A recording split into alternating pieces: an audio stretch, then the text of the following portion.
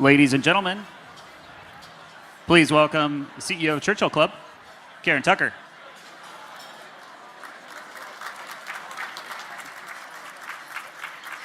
Hello, everybody. Welcome.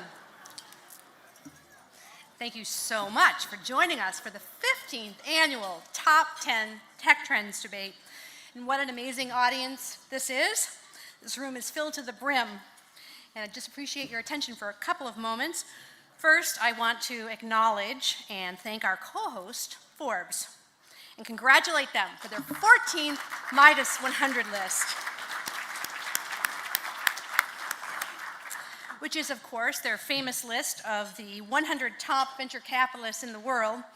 And I also want to thank our generous sponsors who made this program possible, and they are Accenture, Deloitte, Luxembourg Trade and Investment, and Studio 22 Design. Thank you so much.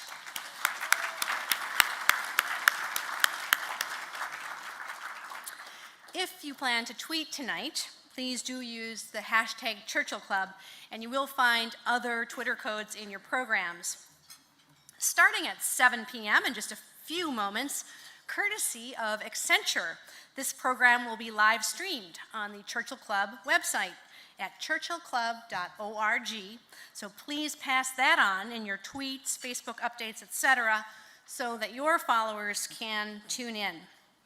And now, I would like to call up Jeff Viduna, who is the founder and CEO of Poll Everywhere. Tonight, we are going to be using Poll Everywhere's phone-based service to collect and display everybody's input on the top 10 trends, and that goes for our live stream viewers as well.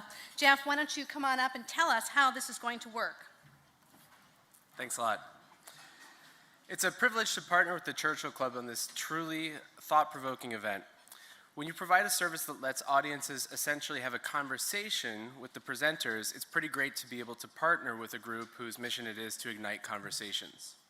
Tonight, we'll be asking all of you to vote on the trends electronically with your phones. So you can go ahead and take them out now. We're going to do a practice run. So open up a web browser on your phones. We know you all have web browsers on your phones. And go to pollev.com. So that's POLLEV.com/Churchill Club.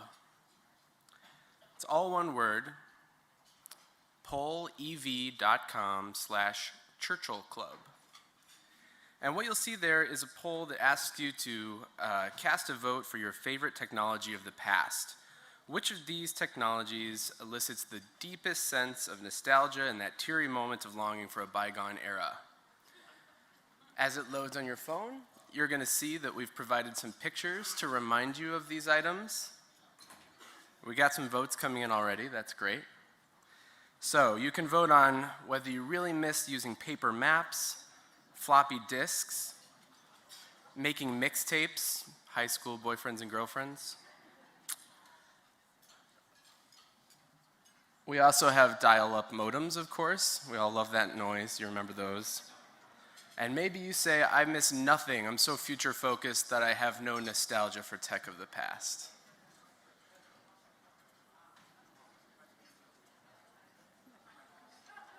So great. I mean, we're a lot of people crammed into a little room, and AT&T is sweating under the pressure right now.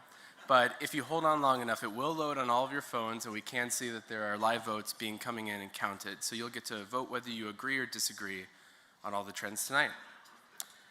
But you can only vote once, and I know it's hard. So have a great time, and we see your results already. Thank you. Thank you. Thank you, Jeff. Thank you so much. Now, please welcome Avery Lyford, past chair of the Churchill Club Board of Directors, to kick off our program. Welcome, Avery.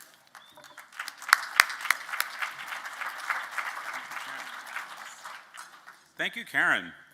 Good evening. Welcome to the 15th annual Top 10 Tech Trends, co-presented by the Churchill Club and Forbes. This is a thrill, as always, one of our great programs that we really enjoy. Many of the smartest people in Silicon Valley are here in the room with us tonight. as they have been for 14 years. And I'd also like to say hello to all of our live stream viewers watching courtesy of Accenture on the Churchill Club site. Also in a room with us here tonight is Rich Karlgaard, the original founder of the Churchill Club.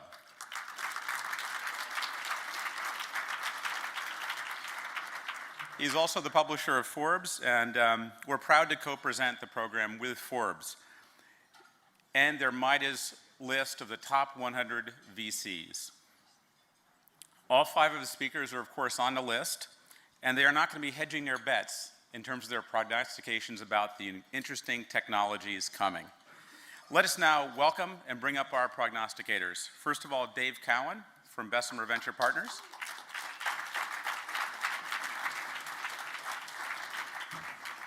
Venky Ganesan from Menlo Ventures. Steve Jurvetson from Draper Fisher Jurvetson. Alfred Lin from Sequoia Capital. And George Zachary of Charles River Ventures.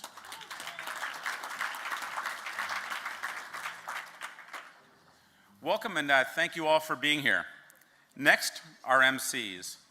Mike Perlis is the first non-family member president and CEO of Forbes Media.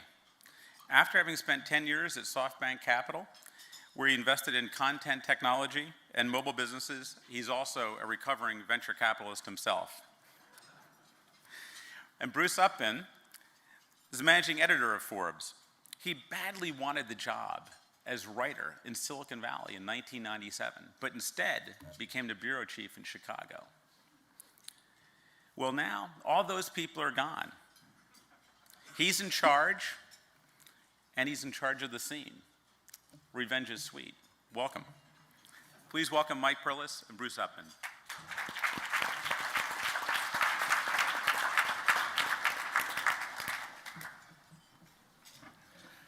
Thanks, Avery. Hi, Bruce. Hello to the panel. And hello, everyone. It's a privilege for Forbes to be associated with the Churchill Club.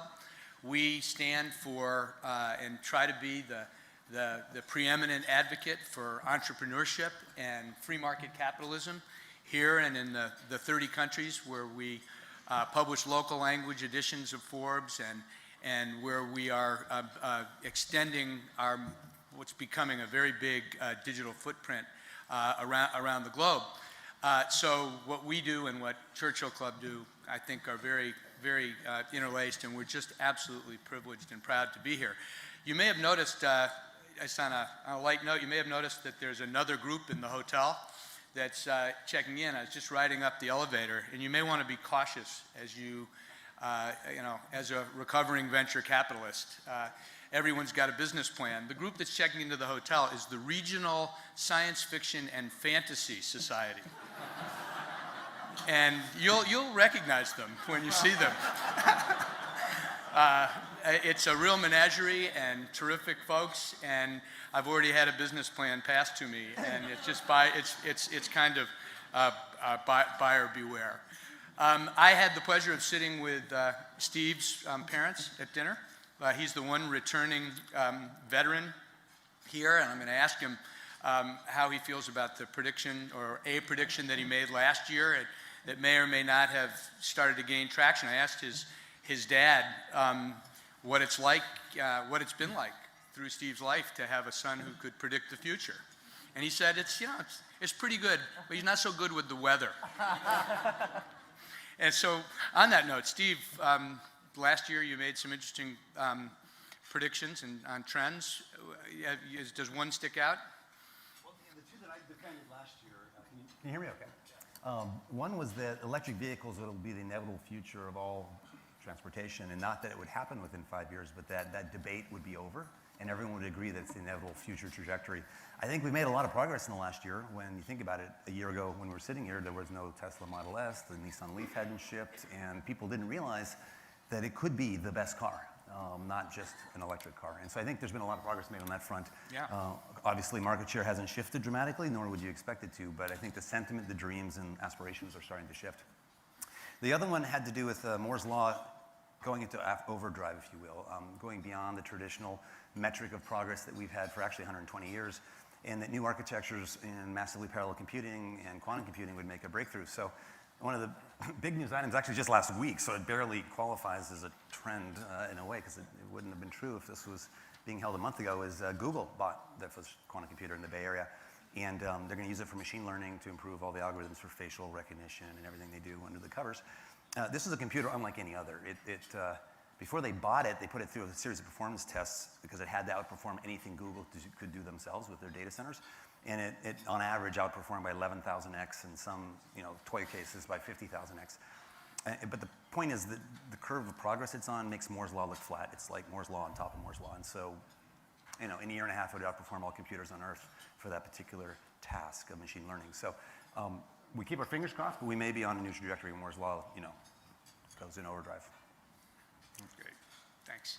Yeah, you put your life in your own hands by tossing to Steve. So not everybody was so prescient. I mean, in 2006 and again in 2011, 06 was Roger McNamee. They said that people over 30 and baby boomers will dictate the technology products of the future. That so hasn't happened. In I think it was 04, someone said Arnold Schwarzenegger will lead a national movement to reduce the budgets and spending of federal and state governments. Hasn't happened. In 2006, someone said Microsoft, SAP, and Oracle will begin to lose their dominance in the next 36 months. As much as we'd like to think it would happen, it hasn't happened. And in 2003, Tony Perkins, co-founder of the Churchill Club, said that Microsoft would pursue a post-IPO hostile takeover of Google. That didn't happen. Well, I think that might have been the same year that Tim Draper predicted that life would be discovered on Mars. Give it 5 years. Still happens. It may well. I also, looking back at the previous predictions, I saw one from Roger McNamee that struck me as interesting. So Roger, that there'd be so much development in the mobile space that we'd have to design, more space on our belts, extra belt space to carry them. I mean, belt space, maybe more pockets, but that one tickled me. So fortunately, we've tightened up the criteria for tonight and this year's trends. We're looking for trends that A, are not obvious today, and B, we'll see explosive growth in the next 5 years. Well, all right, so I'm going to check my notes here because we're now getting down to how we're going to do all this, and here's how it'll play out. Bruce and I will give you a brief description of the trends one by one. Then the owner of the trend gets 2.5 minutes to persuade everybody in the room that his trend is the top trend. The panel will vote and comment. The audience will vote as we were just directed, and we'll see where we end up. So let's take it away. Bruce, you want to start with the first trend? And panelists, remember the red side of the ping pong paddle is no, and green is yes. So trend number 1. This is from David Cowan. The trend is called iPhones. That's E-Y-E. Replace iPhones. The letter I. Terminator Vision enables new classes of applications that drive mobile computers closer to our cognitive pathways. It's our eyes and ears for you playing at home. And eyewear computers log our lives for robust searching, sharing, and diagnostics. David, take it away. Thank you. Please. Right here? Right here. Okay. So speaking of technologies of a bygone era, who remembers MS-DOS commands and memorizing word star keystroke combinations, right? Well, then the first Mac came along with this mouse-driven GUI, and it was game-changing because it reduced the friction of data going in and coming out of the computer. When we saw that, we all knew that there was no way we could go back to a C prompt. And yet the impact of graphical computing is minor compared to how facial computing will impact our lives. And, whoops, are we getting? You can see it right there. Okay, here's WordStar. David. Thank you. This is the confidence monitor here. Thank you. So facial computing is going to impact our lives and how we all relate to the collective. Think of this as a man-in-the-middle attack on our senses, intercepting everything that we see and hear and enhancing it before it reaches our brains. This is not science fiction. I've seen prototypes, and I know there are design teams at Apple, Samsung, Google, many military contractors who are designing eyewear computers that are going to render our smartphones as obsolete as the first generation of mobile computer. Now, I'm not talking here about Google Glass that has, a little video in the corner. I'm talking about an immersive experience that processes everything that we see and overlays graphical objects on top of our field of view. This is true Terminator vision. The military has this capability today. We have soldiers who can see pointers to where their platoon members are. They can see markers on the road of known locations of IEDs. So really what we're talking about here is taking that hardware, making it smaller, cheaper, and available in 4 adorable colors. Now, our favorite apps, mobile apps today, are going to be more immediate and more engaging, but there'll be new computing capabilities that are so compelling, we will find them indispensable. We'll be able to log our lives, and we'll be able to summon up conversations and incidents from the past. We'll be able to transfer our perspective to that of somebody who might be on a ski slope in real time, or a nightclub, or in a Wimbledon match, or on the International Space Station. We'll be,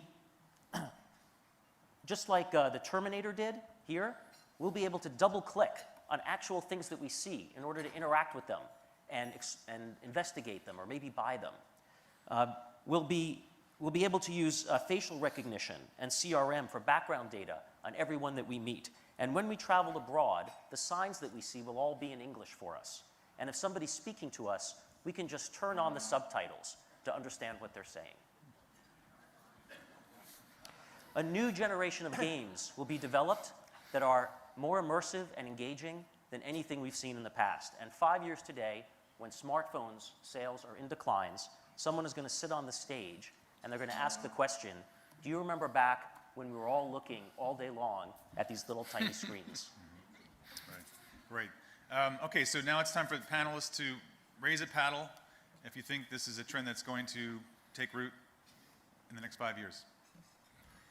I see 2 reds, 2 greens. Venky, what's wrong with David? No, I mean, there's nothing wrong with it. It's just, I feel like it's going to, if anything, we get more and more distracted with all the variable computing we have, that I feel like the biggest premium is going to be in having someone's undivided attention. And I just feel like this trend prevents people from giving you the undivided attention. I also voted against it for a few reasons. I don't think it replaces the iPhone or the phone. It is a different device, so on a technicality, it's just incorrect, I think.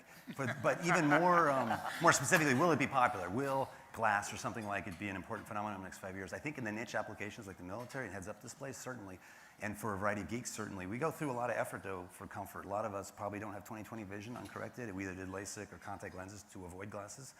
And having worn Google Glass and 2 or 3 other prototypes, it's just annoying. It's a lot of weight, and it's asymmetric, and it's also very asymmetric in the I/O. It's much more easily to absorb information than it is to enter information. And in public settings, you can't really talk to your glass without talking to others, and you're going to want to text other people privately and send messages privately and quietly. So I think you're going to have your phone just as well in your pocket, not on your belt. And I do think there's some killer apps, though. I mean, being able to look in the tag cloud of facial recognition and look up their cloud score and their social network things, and are they really weird, and are they good people, and have that all kind of augment so you can remember their name. And I would call it Google Beer Goggles. I think that'll be the killer app.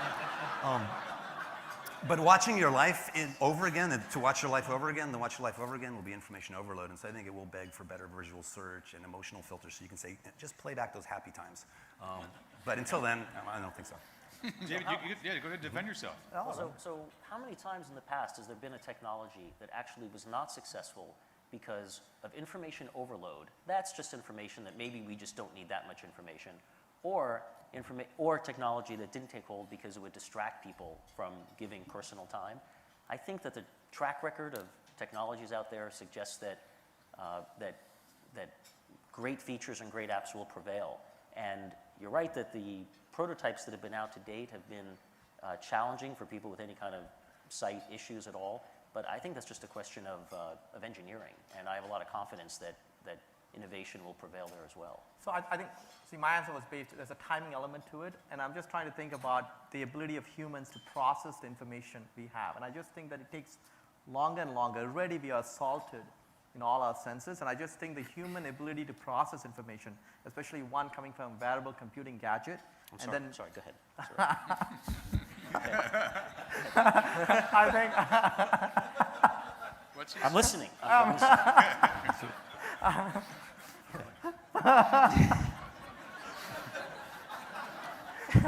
my answer precisely. So Alfred, you guys you both agree with David over here. Well, I just think that, so I kind of agree with both sides here, where there are going to be niche applications that are going to be very, very useful, and they'll start there. Certainly in the military is already using it, we know that. And even as mundane as, for example, a distribution center like at the Zappos warehouse, we've played with these technologies because you actually need to use your hands and you need to be able to know where you're going.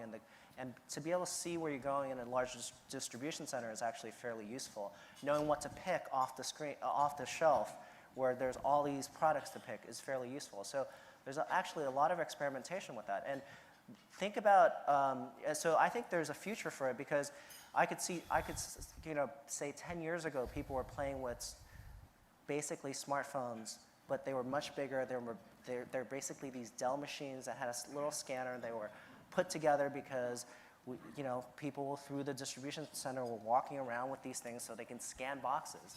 And now they don't use that thing anymore. They use the smartphone because the smartphone is a lot smaller and more compact and it has all that functionality. And so I think there's going to be some time before glass takes over, but just like the BlackBerry was a crummy thing for the first version, 8 lines and 10 or 20 characters across, was this ugly thing that maybe professionals that really, really needed to get their email were using 10, 20 years ago, and today we have the smartphone. I think the future is inevitable where we're going to want information augmented and brought to us through vision. And the better thing to do is not to have it on the edge out here, but as a contact in your eye.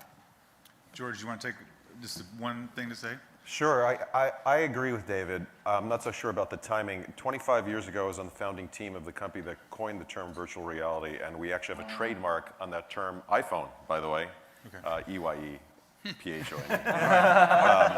And what we discovered then was that people didn't really like wearing bulky things on their heads, that making it lighter and simpler was going to be the key for it to work. I don't think Google Glass is close, but I do believe that we're going to start seeing some really important technologies within the next 5 years that could shift it into about a 5-year time frame. Okay. So I think it'll be incredibly disruptive. So, I mean, I agree that Google Glass, it is close only in the sense that it's very light and unobstructive, and so in that case it's close. But the functionality, as you pointed out, Alfred, is really not there. Having it on the side is not integrated. But what's great about Google Glass is that it's just activated the community, and it's gotten people thinking about it, and it's got the big electronics companies now vying to solve all of those hardware problems that we've talked about. I agree. I'm just worried it's going to be like Let's put it to a when the trend actually manifests itself completely, all of you will be seeing flashing zeros because we have to move on to the next trend. That's right. And we could control it that way, but it's time to vote. Let's put it to an audience vote. Forks down, smartphones out. Get your glasses on. We're voting right now. Agree. Look at this. It's happening in real time. You need to campaign for this, David. Disagree. Disagreeing. Why would it be going down? People are logging back on. They're going back on and saying, no, I didn't want to see that. Or it's just it's the Sprint customers who are like, their calls are dropping. Well, as we finish our voting, let's start with the second trend. This is Venky's, and it is the right now economy, the proliferation of a ubiquitous user device, mobile, the presence of consumer web services, the cloud, and the emergence of significant analytical abilities, big data, move today's consumers from a plan-ahead economy to a right-now economy. Venky? Thank you. I'm going to try to see if I can get the slides to work. There we go. So the right now economy is happening right now because of 4 reasons. One, we all have a smartphone. Or if we don't, most of us will in a few years. We'll have a smartphone in our hands. Second thing is we have all these cloud services out there that give us real-time information and allow us to do a lot of things in computation in the cloud. Then we have the crowd, which is a little different, which is the ability to get feedback from people out there. And so now the smartphone is not just a receiving device, but also allows you to give information. And then we put all of this together with big data, and we're able to crunch and make interesting decisions right now. Now, how's this different, and what are some examples of things that different from what we have today to right now? So I'll give you an example of Twitter, right? You had news, but the combination of the fact that now that everybody could actually make the news and comment on the news meant that Twitter, as right now, gives you much better information. Osama bin Laden's, assassination came out on Twitter first. If you were following the Boston bombing, Twitter was a great source, because why? You had people out there who could give you information, and you could find out what's happening right now. Today, as you are walking out of this place and going home, you have two choices. You have your GPS, or you have Waze. The difference is Waze actually tells you what is going on with traffic right now. Which is more valuable, knowing how to get to your home, which you already know, or actually having that traffic information real time available for you, which you could only do right now. One of the Menlo companies, if you decided that you didn't want to drive, but you actually wanted to take a cab, you could find a cab right now by taking out an Uber app and having someone pick you and take you home right now. And these are, again, as a service that would not have made sense unless you had the ability to do it right now and spontaneously. Now, if you're single and you decide you want to go out and actually find a date tonight, you could using Scout, right? And again, that's the idea of I take out an app, cloud service, and actually find out if I can meet someone who I like and I want to have a drink with. And the combination of these things mean that we have moved away from a plan-ahead economy to a right-now economy. And the best part is, as a venture firm, our tagline is, we venture right. And now I'm trying to convince my partners, we're going to say, we venture right now. Thank you. That's great. Well, why don't we start at the other end? George, you can have the first word this time instead of the last. Or do you want to vote? Oh, you want? Let's vote first. I'm Paddles, sorry. paddles, Please, the paddles first. How do you guys feel about the right now economy? Right now. Right now. Green, green. Okay. Okay. I'm like, It's a real intelligence test back here. We have to look at the back of the panels and try to figure out.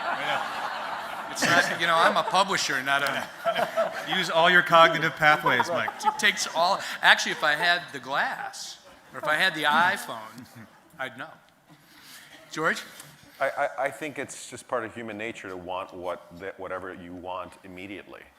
I think the planned ahead idea is one rooted in Victorian ideals.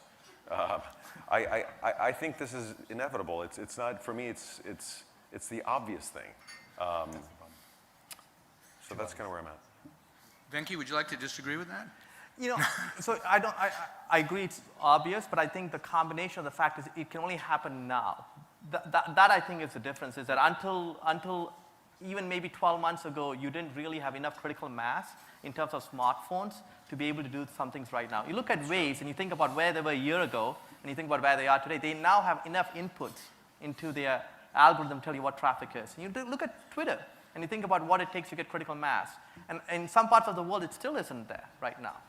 And so I think that's what I mean by you needed to have that final piece, the crowd and the mobile piece to hit critical mass to be able to do these things right now. It's a good point. Alfred? but maybe I could defend your obviousness point. Steve can argue both sides of an issue very successfully. Well, I was on the fence because I agree with it. I think it's got a good catchy phrase, which makes it memorable, and it speaks to our latent desire. But on the obviousness, think what we take for granted today. 20 years ago, information access became instant right now when we have the internet, right? Then about 15 years ago, commerce with eBay, Buy It Now, and Amazon.com made things like pre-planned shopping trips. Sure, it's still mail order, but it brought it to your home immediately. And then the Kindle, instantaneous downloads. So we take all that for granted, online bookings of airlines. So there's certain things that used to involve travel agents and labor in the past, like a store clerk or a travel agent that you don't need anymore. And I think what you're really speaking to is other service areas that you can now start to disintermediate. I would have added crowdsourced labor, like Odesk, which you know well, or Servio or others, to say, what really is interesting is, some of the business applications. But if we focus on the consumer for a while, it doesn't feel to me like something just happened now that hasn't been going on for like 15 years that is going to take off in the next 5 in a uniquely different way. Take Uber. it's great, but no one planned ahead for taxis, right? You never plan for a taxi in advance. You went out and you hailed one. Here, it's easier, and it's better, and it's on a data service, and you have all the advantages of Uber, but it's not like the right nowness of taxi driving is all that different. No, well, you would have had to get a car service in certain cities because taxis weren't really available, and it was too hard because you didn't have liquidity. So I do think the right now, I agree that the right now generation, well, human nature, it's instant gratification. We want more and more of it. It's being pushed all the way further to areas that was never seen before, but you're right, that's the catch. And there are certain activities that could never have been delivered right now until the smartphone. So I'm not sure what color to show, but I'm in the obvious camp, and I think about Facebook, which has been around for years. I think about, like Steve said, things we take for granted, like online news. That's right now. We don't have to wait until tomorrow's newspaper comes. And for 10 years, 15 years, we've had access to news right now. But I think the difference is you didn't have news coming from also the people out there. That's crowdsourced. That's what's new. But so I'll tell you, like Hotel Tonight, right? I mean, one of the things I find which is interesting is that we in Silicon Valley assume a trend. For example, I was on Skype pretty early on, but it just struck me that it's taken so long to get video conferencing to any real critical mass. And even now, not a lot of people video conference, but it's tipping over. And so I think one of the challenges here is that we have a biased perspective or just a perspective of being early adopters in Silicon Valley. When you look at things like Hotel Tonight, right, which again you could have booked, but they're getting a lot of critical mass right now in terms of people choosing to book their hotels that way. So that's the crux of your trend, is not really the fact that you can get it now, because traffic information, for example, has been around for a long time. Really the crux of it is that now you can engage the crowd and you can get people out there, you get enough people out there that you can get better information from Twitter and from the crowd about hotels and all of that, as opposed to getting it from some authoritative source or sensors on the road or something like that. Right, it's a combination of those things that make that possible. And so there are certain things that hit the critical mass more recently. It's not necessarily that you couldn't get news right now before, but you could only get news from a certain set of limited sources. And today, the people out here could be feeding news, right? If you think about it, you could be reading a news article on Churchill Club top 10 trends, or you could be listening to the tweets that people make from this room today. But is user-generated content any faster than the authoritative content? Do the tweets, does that really make it, does the Waze traffic information, I think is that faster than For the example, sensors? in the next year to two at most, you're going to have satellite coverage of the entire Earth, every meter, every day. So you'll be able to see right now, not just what someone tweeted, but like what the satellite's seeing where you're parking. That's going to be pretty cool. Okay, well, it's time for the audience to chime in, so go to your device and place your vote, please. Oh, no, I don't have any slides, but I'll pass it down. Right now, right? Do you have slides? Do you have slides? Do you have slides? Oh, we've added drums, Bruce. It's nice. That's what I needed drums. Right, you didn't get drums. That makes the difference. It's going to get Mission Impossible theme song next. Really close. Skeptical group. It is tough crowd. Tough crowd. Crowd. All right. Can my mom vote twice? It's a tough crowd. Tough crowd.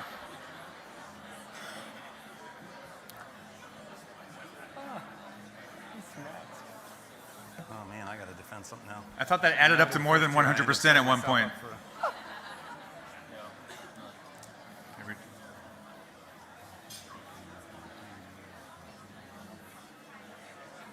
You came prepared. Okay. Taking notes.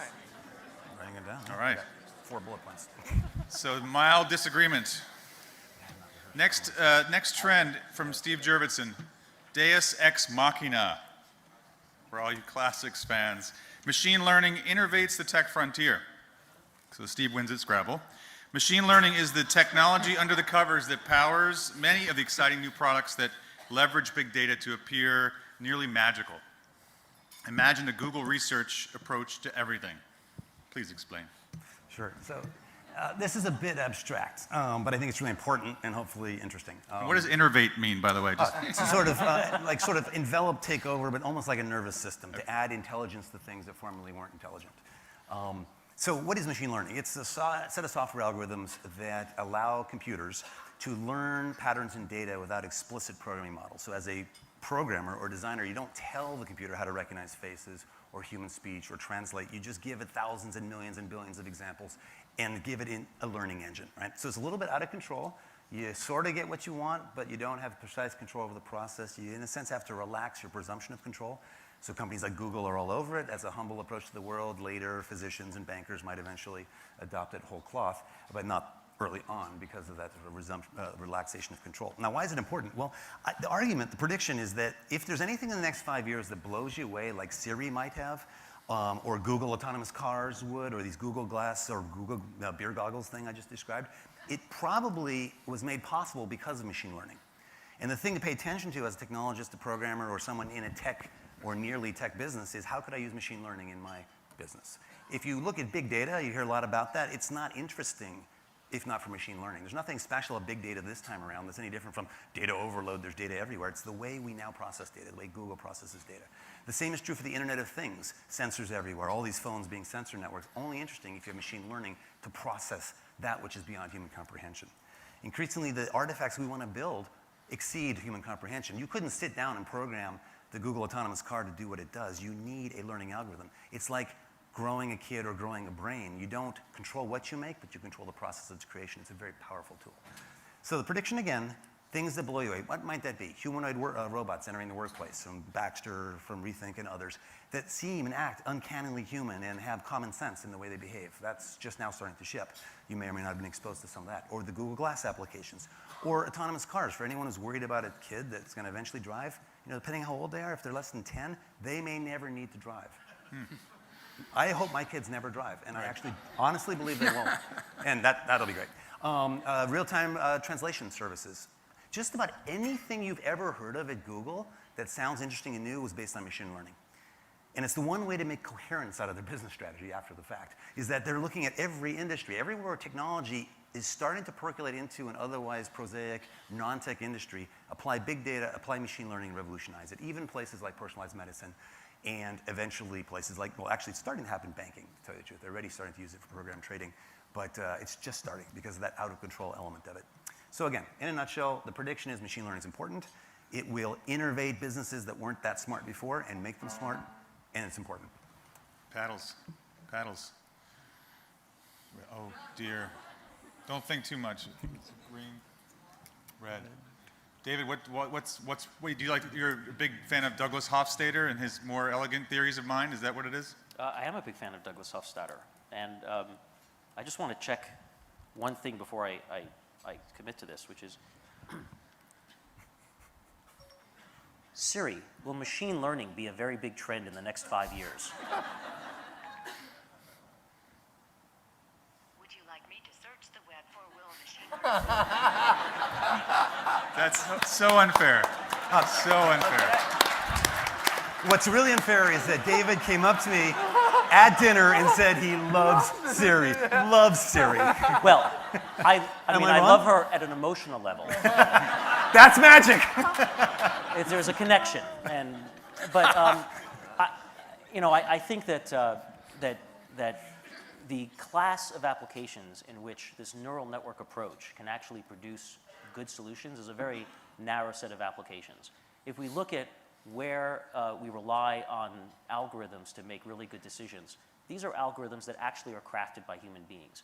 They don't really rely on neural networks. We can use neural networks sometimes to come up with interesting ideas. Machine learning, neural networks is an archaic, it's not really what Google uses, just to be fair. Right, okay, but for things to actually work, you actually need human curation of the algorithms to actually get them to a point. I mean, Google doesn't rely on machine learning networks on their own to just decide how to do search. They're actually executing algorithms that are tracking what people are clicking on, and how long they spend on websites, et cetera. For ad matching, they pretty much do. For ad matching, they do. Yeah. Okay, like well, personalization, you should see this ad. Right. I believe that, and furthermore, for these systems to actually get smart, it takes as long as it takes human beings to get smart. It takes a lot of data for these systems to develop. And I just don't think that we're going to see any kind of Moore's law acceleration of the smartness of these, particular personalities out there. I think that there will be, intelligent systems that we rely upon, but they're going to be in very narrow domains where we can put put a box around what it is that the systems are learning about, and again, curate them before we decide that our doctors are going to rely, we're not going to have doctors, and we're just going to rely on what these tell us. So all the things you said are true, but I think like if you look at the long arc, right, you're going to get a lot of data, and that data will have signals. And so the reason why I agree with this trend is machine learning is very, very powerful. And obviously, the better the data set you have, the more signals you have, the faster the computing power, the faster you learn, and then you'll get to scales in which human beings cannot do it, just cannot physically compute and do stuff regardless of if it's a group. And so the question is, you look at the trend and you say, are you going to get more and more data? Is there going to be more and more signal in the data? And I would say yes to both. Again, the challenge with these trends is knowing exactly when you cross over. When it crosses over, it seems obvious. But if today I had to take a bet, I'd probably say that machine language over the next few years will probably catch up, and it'll probably catch up faster than we think in areas that we don't give credit for. I mean, already you see some stuff that they're doing with Watson for medicine. And it's very early, and nobody's going to trust Watson over a doctor. But maybe they will 5 years from now. I think the reason I put the red here is not because I don't believe in machine learning, and I study statistics, so I believe a lot of the things that it can do. But to the point of, there are two things that don't work. One is you will not trust the black box to tell you certain things about your life. You're not going to trust the black box and say, this signal says predictively you're going to do X. You may trust that for, if you bought this, you're going to like this other movie, but you're not going to trust that for a whole bunch of other things. And the human curation element for the algorithm is actually more important than ever. They couldn't get the self-driving car to drive itself with all the computing by itself to drive along the road. They actually put a human being in there to drive the car, and then the computer took all these sensors and tried to understand how a human being would drive and perfect that for the Google car to work. So it isn't perfect. It's not going to just go randomly through. And if I came in... That's what machine learning is all about. You train it. That's kind of how you define machine learning. You didn't program it. Right, but you're still not going to say a black box is going to... So another I'd rather have that than most people I've driven with. Okay, but including you, Steve. But hang on. Black that's boxes. when I'm like paying attention. But black boxes created the last few financial crises because these trading desks all use really cool algorithms to sort of predict whether prices are going to go up or go down, and they correlate. They use collaborative filtering, and when information correlates a certain way, it could just be wrong. George. Yeah, this is a long-standing question of what is artificial intelligence, and it's like a 25-year-old discussion. I do believe that machine learning will occur. I do think human curation is important. I don't think one or the other is wrong. I mean, machine learning is already really important. For example, I'm an early investor in Twitter, and they're developing a really cool machine learning feed that actually is coupled with your crowdsourced feed to basically get a better feed. And I've seen the results of it, and it's really good. One thing that we've seen though in the applications we like Twitter or ad matching or Siri, these are all applications where it's okay to be wrong. Yeah. Right. You can have if you can be right 90% of the time in some applications like ad matching or Twitter feeds, that's great. That's right. Medicine, driving a car, these are not. 90% is not good enough, and 99% will not be good enough. All right. And so let's room learning. What do you guys? All right. Take a moment to the poll. Does Steve get drums? Yeah, where are the drums? Wow. There we go. Lots of have a people winner. agree. Give it time. People will get cynical. I feel innervated. What is that? That's like the bossa nova. next time I'm bringing my family here. Wow. That's, I think my mom should get people love the machine. extra votes. What are you and Siri doing later? I might have a winner here. If you had an iPhone, you could join us. Okay. The audience has spoken. Okay. Not over yet. They're not going to. This disagree is never going to catch. Okay. Okay, it's time for the fourth trend. It's the individual revolution, and this is Alfred's. Technology has given us indispensable tools to unlock our personal and professional potential, enabled all of us to become global entrepreneurs. welcome to the individual revolution. Alfred, would you expand? So I think this trend is counter to what happened a century ago, which was the Industrial Revolution, where big companies deployed lots of sort of people to work for them to do a specific task to accomplish things for the company. And here we're sort of going in the opposite direction, where you have so much power in the palm of your hands through a computer. This started with personal computers and the internet. We got really smart because of the internet. We got really relevant because of the internet. We got really connected because of the internet. But we still have to go home or be in front of a desk to sort of access the internet. But today you can access it anytime, anywhere because of the power of the mobile phone and mobile internet. And that just allows all of us to do all sorts of things that we could not do before. Personally, professionally. Personally, you could log your runs, know exactly how fast you're running, how fast you go up a hill so you can become a better runner. You could log what you eat, you can log how much you weigh, and automatically it gets uploaded into a machine learning algorithm that tells you exactly how to diet if you'd like to.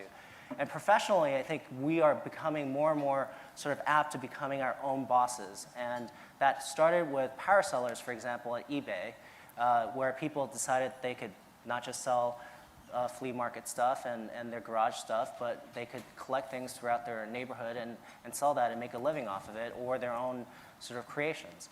And now we are seeing that with the proliferation of mobile devices with things like Uber. Uber started with just taxis and taxi drivers knowing exactly where you are. And then they made more money because of the algorithm telling them exactly where to go. And now some Uber drivers have sort of sponsored other Uber drivers to get started. And they take a cut of that. And they start their own sort of small business on that platform. And it's not just Uber for drivers. It's Airbnb for your home. It's 99 Designs for logos. It's going to be, and it's Odesk for a bunch of short-term jobs. And I think that just is going to allow us to become global entrepreneurs for the next generation and give the power back to the people. Okay, time to take a paddle vote. Green, red, Okay. green. Wow, just absolutely no consensus. Okay. George?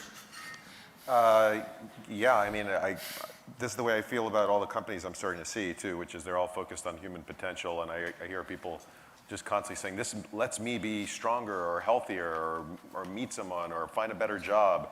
I mean, this is the trend. It's not going to go away. In fact, I think it's only going to get bigger globally. Move down. Steve?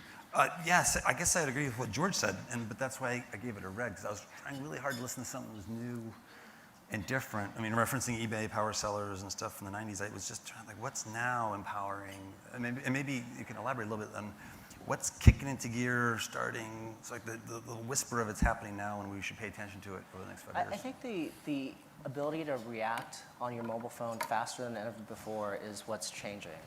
And I don't think you could have, imagine if you had the power of the internet on a desktop, but you had to go, for a cab driver, you had to still go back to your desk and do that. So there are going to be applications where it's just a lot easier to respond because of the mobile phone. The same is true with an application like Airbnb. The reason why it takes so long to sort of rent on Airbnb today is because most people are still doing it and responding on the computer when they get home, because your day job, you're supposed to be at work and doing work, and then you get home and you get these requests and you're responding to your personal emails about renting out your place at home. Imagine if you just had that information on your phone. And there's all these services where the response rate being much, much shorter, back to the right now economy. If you can get a response right now, you're more likely to do it than before. So I just kind of, it's like a warm fuzzy ball of happiness. Well, I mean, so I agree with it because, and I see this happening all over, is when you bring down, look at the history of why corporations got started, because you needed to have certain communication and collaboration to come together to do stuff, and it was more efficient if you could get a group of people within a certain structure and you could control them. But the kind of communication and collaboration tools we have, you can achieve the same thing in a virtual way. And so this actually empowers someone, an individual, to be really effective because they don't have to control the resources to do well. They can do them virtually through various communication tools. And I think that's the trend we have. This actually, I think, empowers individuals to be much bigger. It's much easier for an individual to present a much bigger presence and actually run a much bigger company with a smaller group of people today than ever. So I voted red, not because I disagree with what you've said about how we can use technology to be the CEOs of our own personal economy in our lives, because I believe that. We can make much better decisions about consumption and how we run our lives. However, your trend really referenced the fact that everyone can be an entrepreneur and everybody can be his or her own boss. And I actually think that there's an illusion out there that we should all be our own bosses, that that's what we should do. I think there's a downside to the proliferation of incubators that promote this idea that we should all be our own bosses all the time.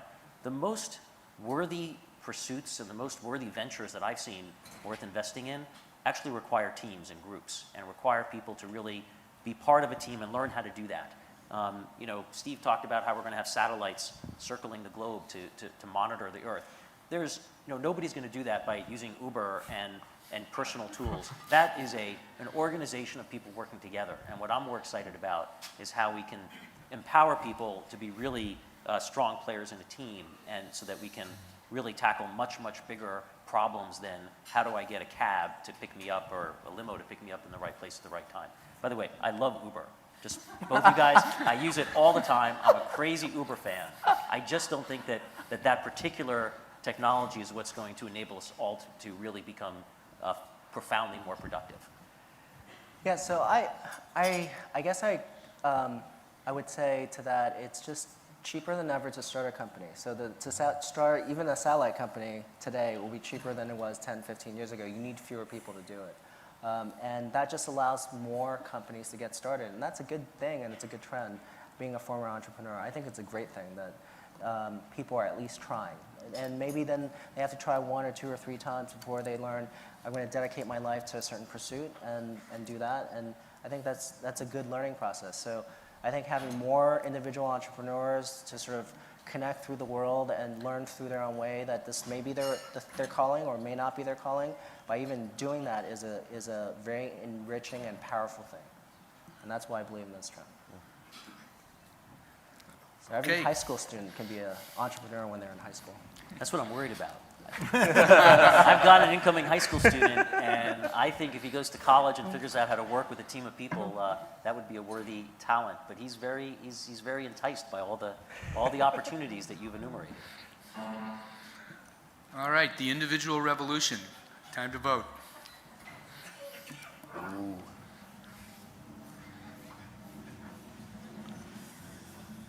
Ah.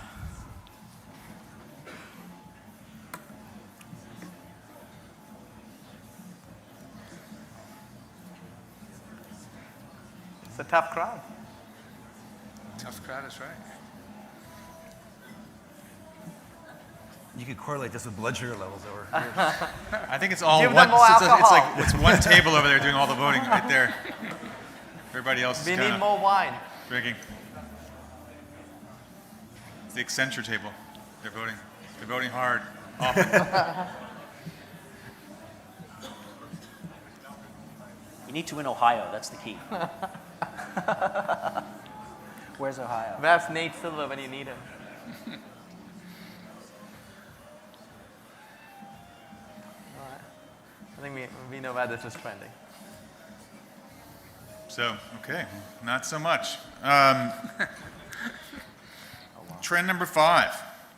It's George's. The U.S. is the supreme cybersecurity force in the world, and its primary force. Horrific, unchecked physical terrorist incidents drive fear. Citizens accept complete observation by the functions of a police state. A devastating electronic attack results in government militarization of major gateways and backbones of the internet. But everyone else is happy. Everyone is happy otherwise. Yeah, I decided to pick this uplifting theme. Well, you know, to me, the reason why this is an obvious trend is that the forces of hate and violence will never really subside. It's part just of humanity, and how we deal with it is a different question. I was very surprised by what happened at the Boston Marathon bombing. And then it struck me saying, okay, two kind of idiotic people who are hell-bent on destroying and killing some people got a pressure cooker bomb. So what's an interesting trend? Okay, 3D printing. What's another interesting trend? Drones. Okay, why don't I 3D print my own drone that has a small bomb in it and just fly it into people? It's going to happen. It's just a matter of time, and my belief it will happen in the next 5 years. Why is this an advantage to you if you're a terrorist? One is you're not on video carrying large backpacks. There's very little physical evidence of this.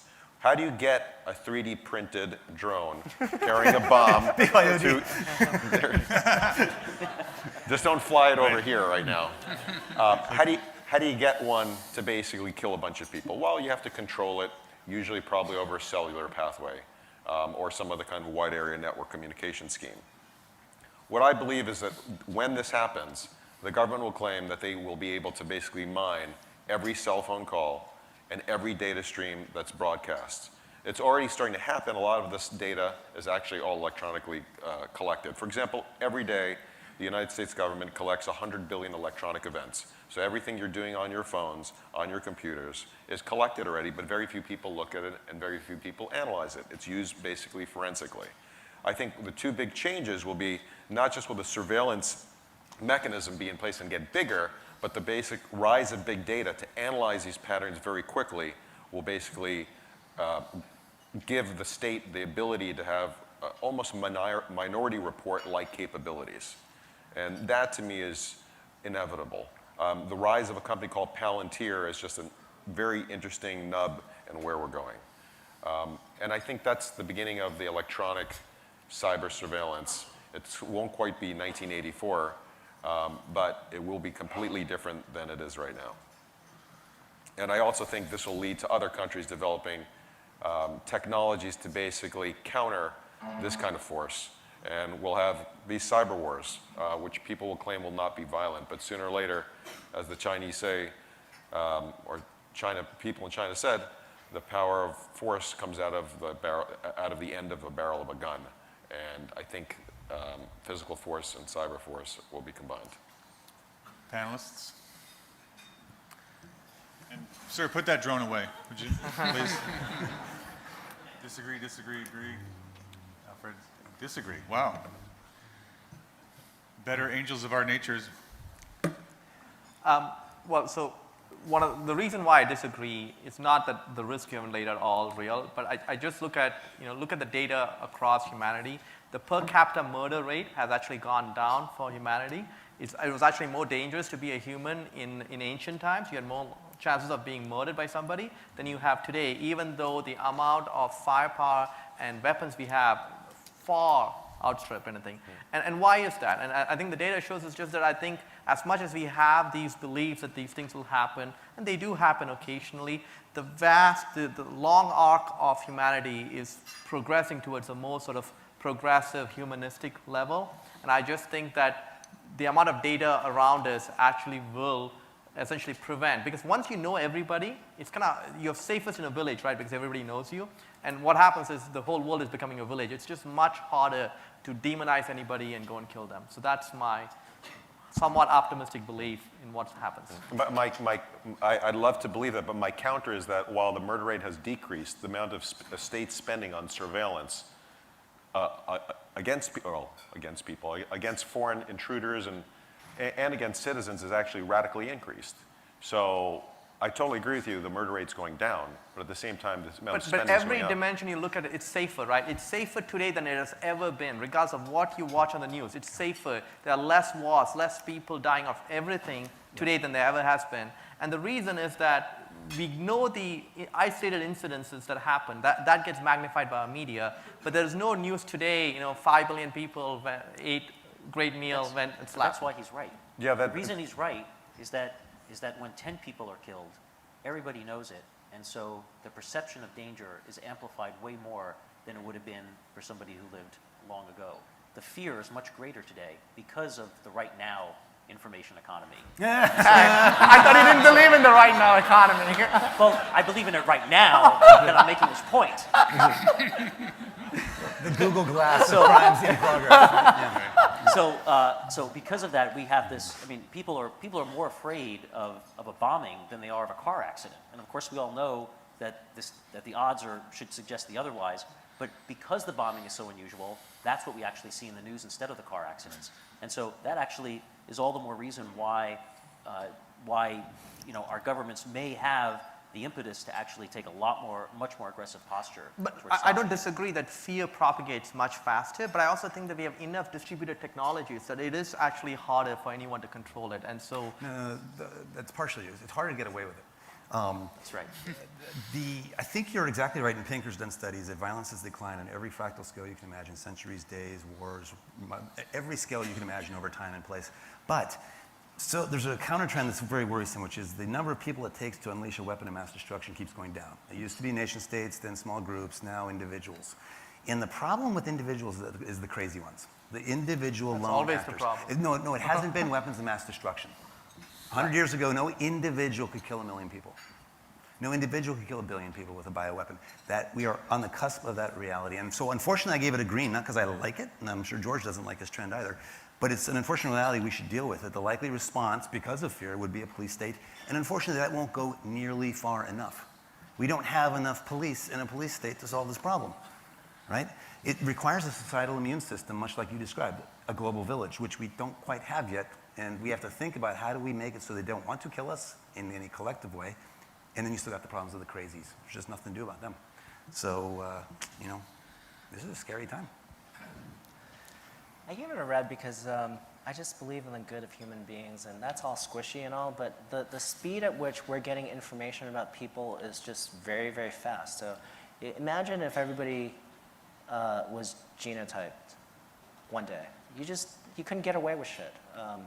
Everybody was fingerprinted. You couldn't get away with things that you did 10, 15 years ago. And So who's doing the genotyping? Is that our government? no, we're going to voluntarily do that because of personalized medicine. Okay. And who's So- doing the cyber warfare genotyping? No, I just think that there's going to be so much information about each individual going into the future that these things may happen every now and then, just like trying to break into a bank. Cyber warfare, if you want to sort of consider denials of service attacks or trying to rip off a bank and getting a list of credit cards, had existed for a long period of time, and we get better and better and faster at responding. I mean, I don't think that we could have responded as quickly as we did in Boston if it wasn't for the connected information systems that we have today. And it just makes it doesn't make it impossible for cyber terrorism to happen. It just makes it harder to get away with. And there'll be events, but the events will be very, very public when someone gets caught and how quickly we can respond to them. Alfred, the question is, as long as there are some people who don't care about getting caught, then will it happen? And there are some people who don't care about getting caught. To them, what happens to them is inconsequential once that the attack has been launched. And of course, most people are not like that, but we know that there are some. Yeah, so I agree with that. Then that reduces it to there's a group of people that will do evil, regardless of what the method is, and then it becomes an obvious statement, right? Then we've reduced it to an obvious statement. Okay. All right, let's put it to an audience vote. Remember, I think to be clear, the vote is not whether there's bad or in the world, but whether it will become a police state, a cyber police state. Is that right, George? Yeah. Yeah. And we're the ones that are doing it, right? The U.S. is the ones doing Yeah, it. that's right. Right. That's right. It's funny, so they like her. What? They like her trying. I know. Disturbing. And everyone paints China as the bad actor, but I think the U.S. could probably do more damage to anybody if they, yeah, if they just, they cut through anything with butter, like butter. Yeah. All right. It's looking good. Looking good for the police state. Mike, take it away. Well, so this is Hey, our that just sixth. means we're all going to have to pay more taxes because the U.S. is going to have to enforce this. We're going to get a chance to continue this conversation because our sixth trend is cyber warfare becomes a good thing. This is David's. Yeah, this So this is the best setup ever, right? Cyber missions are instant, effective, relatively free, and non-lethal. Advantaged technologically, America starts dismantling conventional military forces, replacing them with cyber capabilities, completely disrupting the defense industry. David? And I didn't pick this particularly because I thought I was going to convince everyone that it's right. And it is perhaps a more even extreme view than George's, but I do believe it. You know, ever since the movie War Games, the fear of cyber apocalypse has gripped this country. Our hacking laws are so severe that even if you're under attack, it's a federal crime to even probe the computer that's attacking you, let alone disable it. Rather than educate and activate our best and brightest hackers, we prosecute and we imprison them. Let's see. Now, businesses haven't complained about this because, well, they never wanted to fight back. Even if you find the attackers, you can't prosecute them. And so if you talk about the attack, then you spook your customers and you just perhaps invite more attacks in the future. And so instead, businesses they take the punches and they just hope it'll go away. But you know, wishing that it's going to go away, that's like trying to reduce teen pregnancy by preaching abstinence. You know, I was at a TED talk and I saw an audience cheer for Ralph Langner, who exposed the Stuxnet worm that the US developed to retard Iran's capability to make a nuclear weapon. It was as if the United States and Israel had invented malware, as though it's evil to use cyberspace to stop the most vitriolic warmongering dictator on the planet from making nuclear bombs, okay? You know, just because cyber is unconventional, it doesn't mean that it should be just as taboo as using chemical or nuclear weapons. Meanwhile, you know, the New York Times reported just this morning that hackers find China to be a land of opportunity. Not only has China hacked Google and Evernote in order to spy on its own citizens, but it's funded massive efforts to steal secrets of importance to economies and national security. There have been major attacks on our banks, on our utilities, on our defense contractors that can all be traced back to units of the Chinese military. You know, we even know where the building is, where they're operating out of. And you know, so as this cyber war rages on around us, my prediction is that Americans will come to appreciate that cyber operations can achieve our military and intelligence objectives. Cyber weapons are faster, more effective, they're safer, and they're orders of magnitude cheaper than bombs and bullets. You know, Stuxnet penetrated where missiles cannot. Now, perceptions have started to change. Now that cyber attacks have reached a frequency that is much greater in scale, the banks have actually asked the feds to help. And now you've got DHS, NSA, FBI scrambling to collaborate and trying not to go to jail for hacking themselves or disclosing confidential data. And this change is a great opportunity for startups. And we've actually got in this country the best computer security talent in the world. And I've seen startups now that are putting up Hadoop clusters to track botnets, that are enabling the sharing of threat data, that are putting out honeypots to collect counterintelligence on foreign hackers, or discovering new vulnerabilities and developing exploits to deliver offensive payloads. Over the next 5 years, our nation's going to embrace the capability of American hackers to fight back in cyberspace, to protect our lives and our economy. And our Defense Department is going to need fewer bombers, missiles, and destroyers, leading to a cyber dividend that will help us fund education, health, and debt reduction. Okay. David Cowan's running for office. Let's poll the panel first. Have we been 50-50 in everything? Pretty close. Who wants to start? Look, That's better than I expected, by the way. you know, when I listen to this argument, I am reminded of another argument I constantly hear on television. The only way to stop a bad guy with a gun is to have a good guy with a gun. And the problem is that's the NRA's line, right, that you have to have. And I am not sure that I want to enable cyber warfare that way. We have laws, we should have regulations, and we should have government organizations go and prosecute people who do it.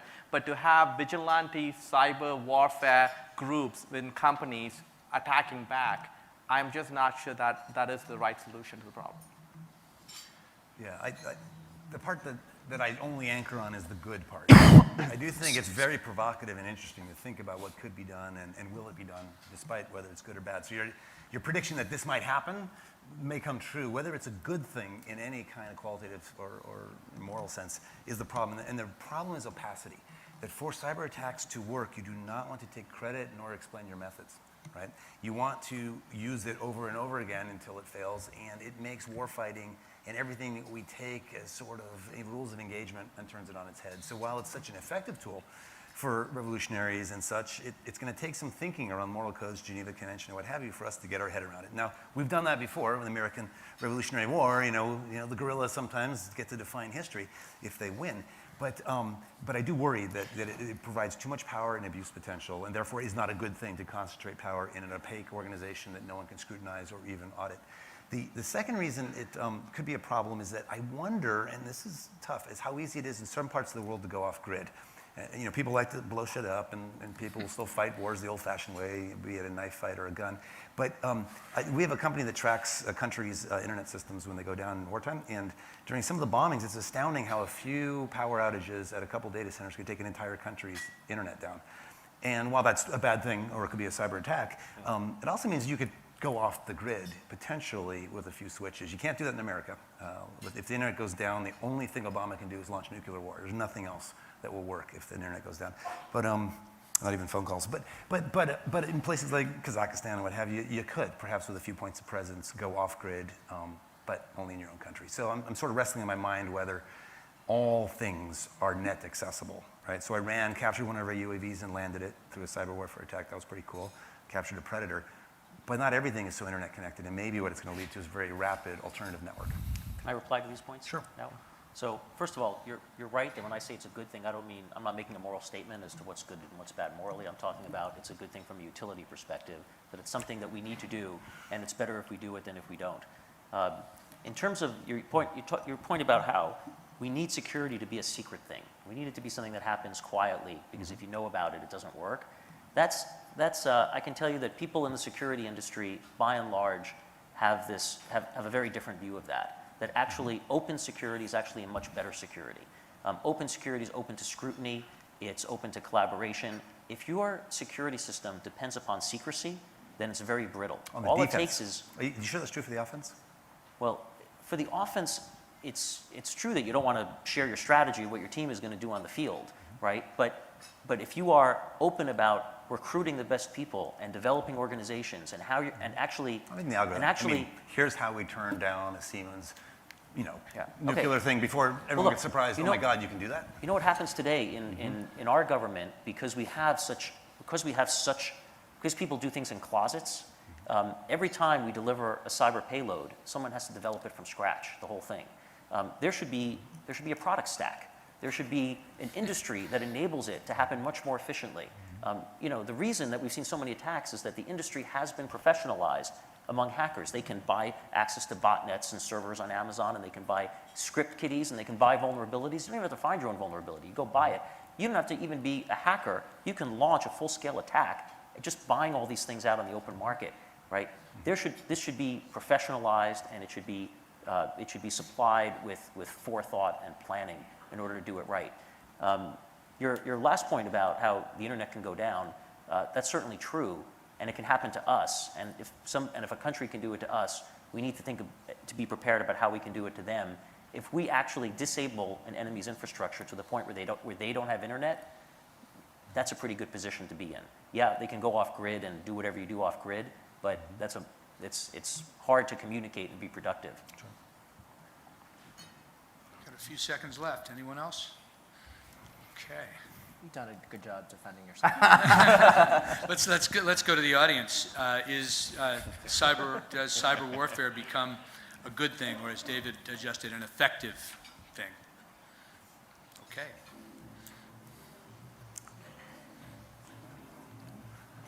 Good job, David. People like cyber warfare in this community. Natalie is busy keying in her votes. Vote early and often. Because we're in the electronic side of things as opposed to the physical. If you vote no, I will know who you are. And I'll find you. We're down in Santa Clara. Yeah.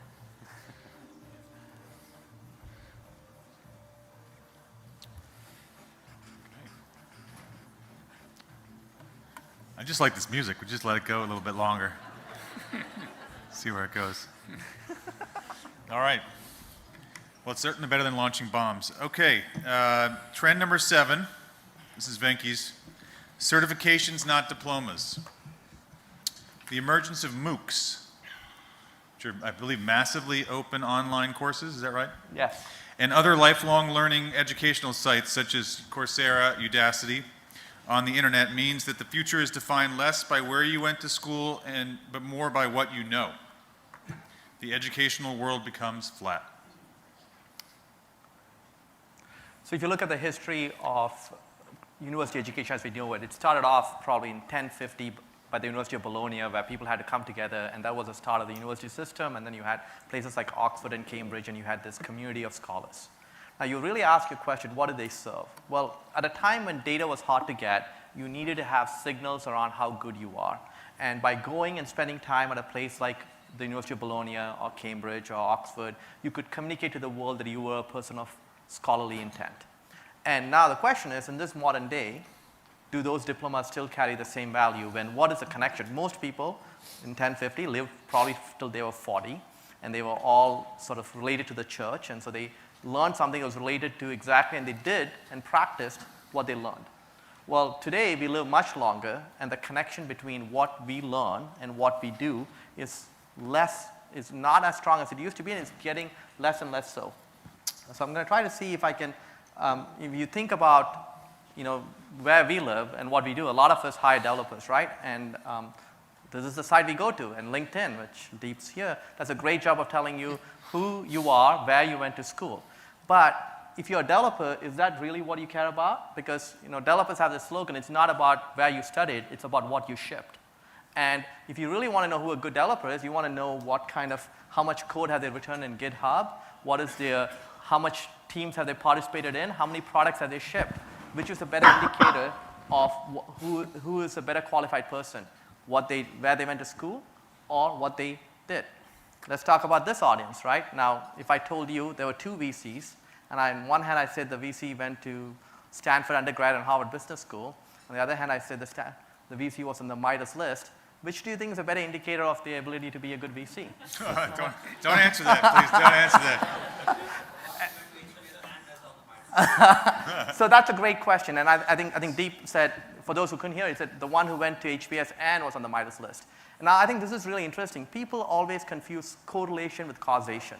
There are lots of really good VCs who went to HBS, but is that because there's a correlation between those group of people, or is it causation? And what I'd argue is that because we've been tied to diplomas, you sort of have this self-fulfilling prophecy that to be in a venture capital or to be at Google, you'd have gone to a certain school, and then it becomes a correlation event, not a causation event. And I believe there are lots of incredibly talented people who get left out of the system because of our focus on diplomas as opposed to certifications. We really want to focus on the individual and focus on what they know as opposed to where they went to school. All right. So raise your paddle if you went to Harvard Business School. Come on. All right, let's see the panelists vote. Green. Right down the middle. Green, red. All right. He turns. Alfred, what are you doing over there? So I think it's true that there's going to be a huge change in education because of the internet, and there's going to be democratization. And it's true that we're going to hire people because of their LinkedIn profile or their GitHub profile and other certifications. But I don't think we're going to do it at the expense of diplomas. I think the diploma, at least for the next 5 years, will still be important because there's still so much information to process, and the diploma, although it's a correlation thing, it's still a signal that we use and we will continue to use. And I also think the one thing that is not being talked about is the good schools are already thinking about how they're going to have to change in this environment to make their diploma relevant. And so that's going to counterbalance this whole notion that you don't have to go get a diploma. I was green. I pretty much agree with the trend, and I think it's pretty important because we all, with advanced degrees, let's be honest, we really want to cling on to that brand as long as we can and make sure it stands for a well-rounded education, hire people like that because it stands for something. in an era when information was scarce, when you couldn't do routine testing, where you didn't have access to really a lot of data and signals like you do today. We're not quite there yet, but I think within the next 5 years, we're getting increasingly to the point in more and more careers, take software programming to start, where you could source talent now globally for project work in a much more easy and fluid way than before. And your ability, first to represent, do you have vocational skills? And then eventually, even a well-rounded education is monitored inherently with all the online training that is coming down the path. So the thing that excites the MOOC and online course people is not that the courses are taught more in a more efficient way. That's true. It's that they have all this data. Every course, what works, how do you tune the course to make it better, but also how are the students really doing? So think about the problems for employers. How do I find people that have skills? And how do I, in a sense, measure them over time? And are they still the best that I could hire? That's going to turn everything on its head. And the sort of the degrees that we've invested so much in may start to erode their value. And I think, unfortunately, it also democratizes the competitive landscape within that context. Global work amongst global workers. In that first AI course at Stanford, the top 412 students were not from Stanford. Right? Yep. There were more students from Lithuania than Stanford students in that class. So may I take the other side of this? That's just one class. All right. Yeah. Which is that, so first of all, I agree with the point that Alfred made, which is you're right that the diplomas, there may be a correlation as opposed to a cause, and yet I don't see how that's going to break. That's still going to continue to happen. And so I'm not sure why in the next 5 years that's going to be any different than before. Because you have much better signals today, right? Part of the reason why there's a correlation is that was a great signal at a time when you didn't have a lot of signal.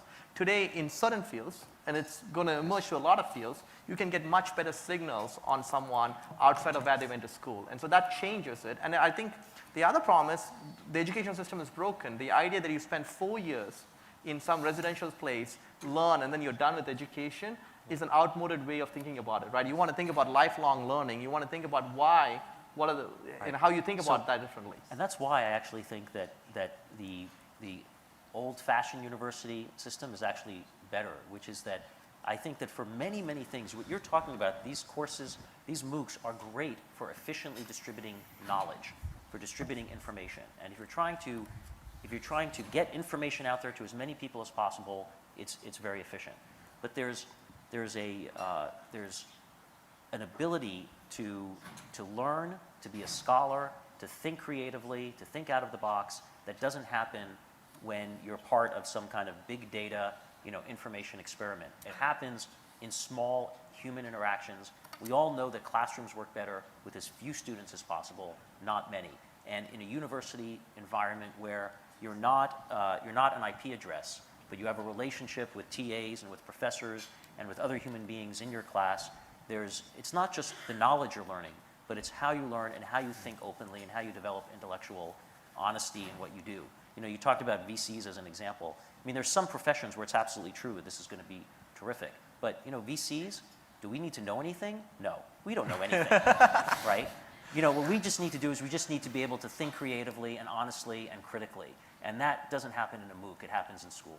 No, but I think, you're drawing two spectrums. One is a completely residential place and the other is a completely online space, a MOOC, where you don't have any offline interaction. I think there's going to be hybrid models in the middle where you might do a majority of your learning. And there are some things like lectures, which you really don't need to do. You don't get any benefit from doing it in a classroom at Harvard versus on your computer. But there are some things like group discussions with the group of like-minded folks who might, or not like-minded, who might challenge you. They will get a lot of benefit from offline interaction. I'm just saying that the old model was just based on you getting a diploma that you said, I went to a particular institution. And I think that with certifications, you can achieve a lot more, and you can mix a lot more, bring a lot more hybrid educational options to people, which results in a better education. Okay. Audience, will the educational world become flat? Can you save $50,000 a year by not sending your kid to college? Wow, that's strong. Wow. Whoa. Wow. So Venky, while they're voting, if your children were accepted to Stanford, right? Would you tell them no? I'm telling. Go online to Linda, because on Linda you can learn a lot more stuff much faster, and you'll get. Don't pay any attention. Not pertinent. Is that what you would do? Look. You're asking me. First of all, you're asking me a question that's way above my pay grade because my wife makes all the decisions in my house, and she's not here. Good dancing there. Good dancing.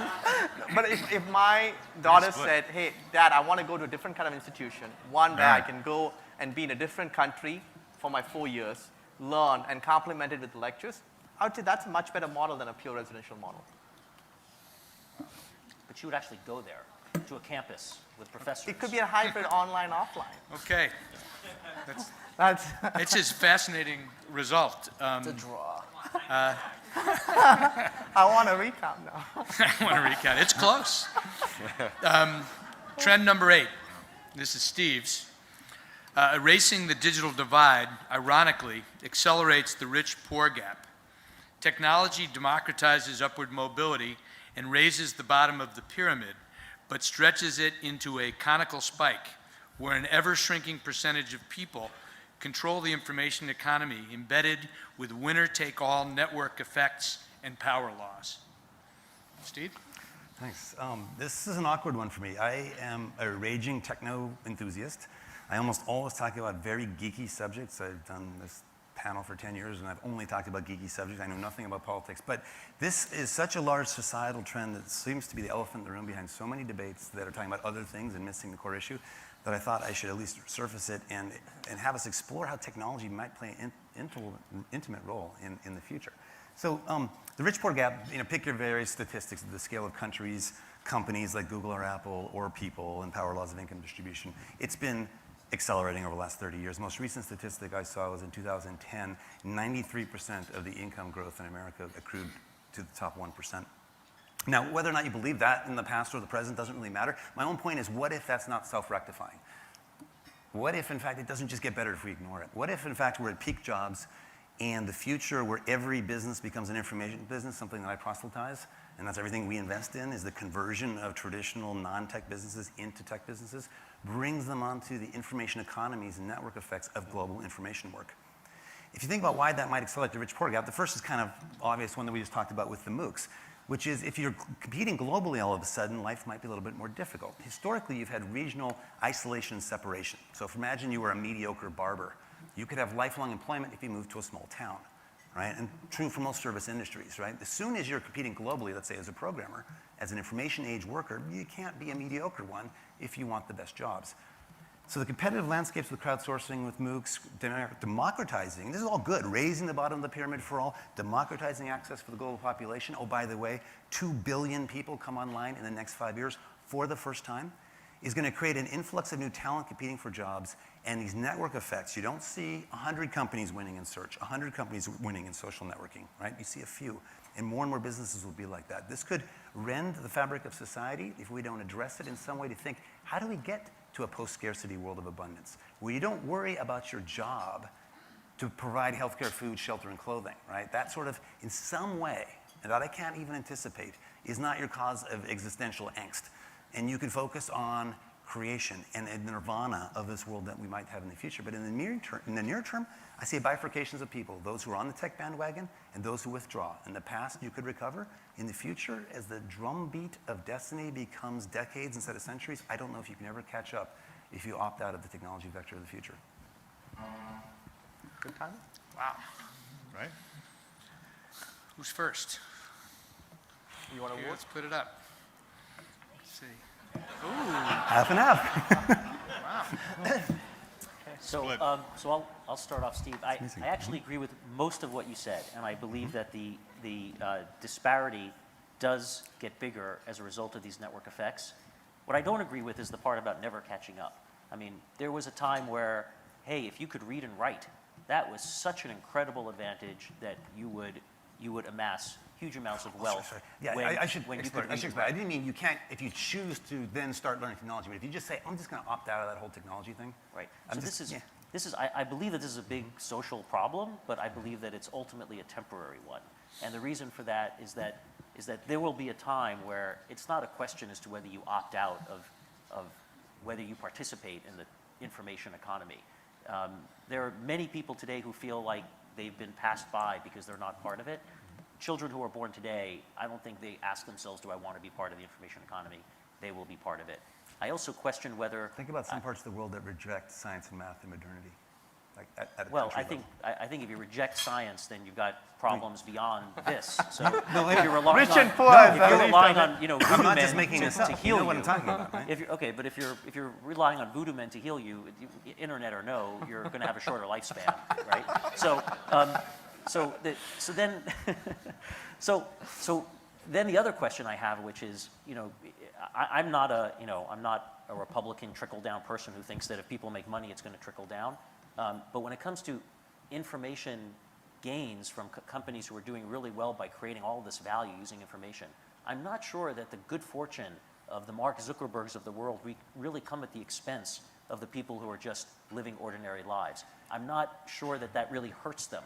And so I'm not convinced of that, although you're right that the disparity will get higher because those winning companies will be just so spectacular that it will create, you know, more and more super millionaires and billionaires out there. So David, I supported this, and as Steve knows, I had a trend which was similar to this. And there's an element to it, not just digital divide, but I just think this whole notion of transparency and all this data.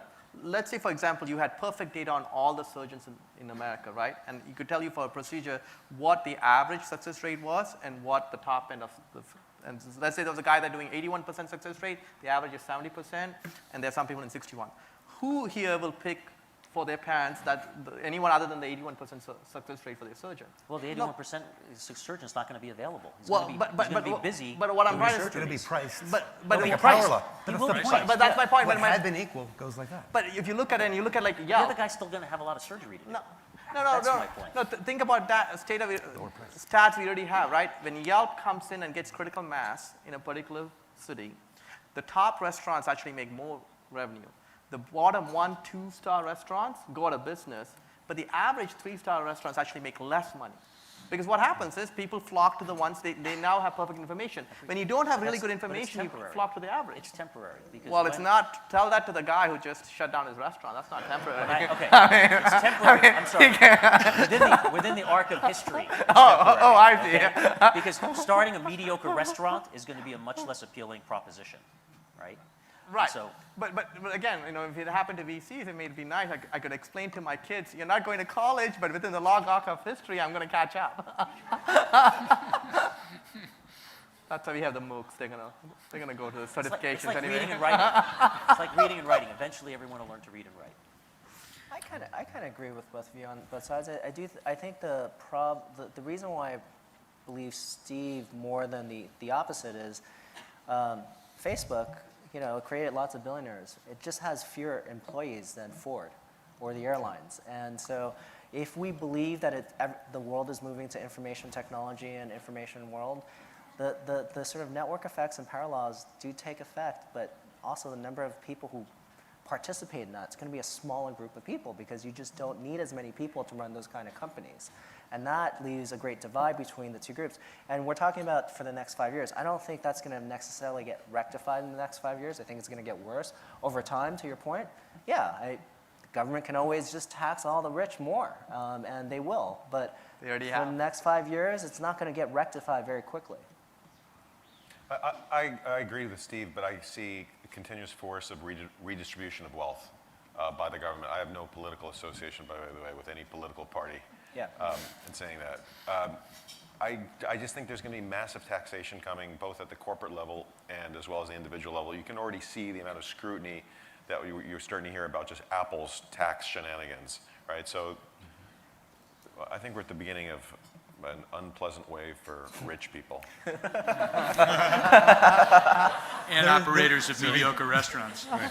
And there is one other relief valve. Most of the feedback loops I've seen in this make the problem worse, but the one, and the government may or may not make it worse depending on your point of view. We can ask Forbes about that. But the philanthropy wave is an interesting one. That the one interesting thing I see from all the sort of instant billionaires is that the quicker you've made your money, the less you attribute your fortune to skill, and it's more luck, and you know it, and so you tend to give away. So all of the hyper young, new rich seem to give away 90 to 95% of what they made. Yeah. Wow. Okay, it's time for the audience to vote.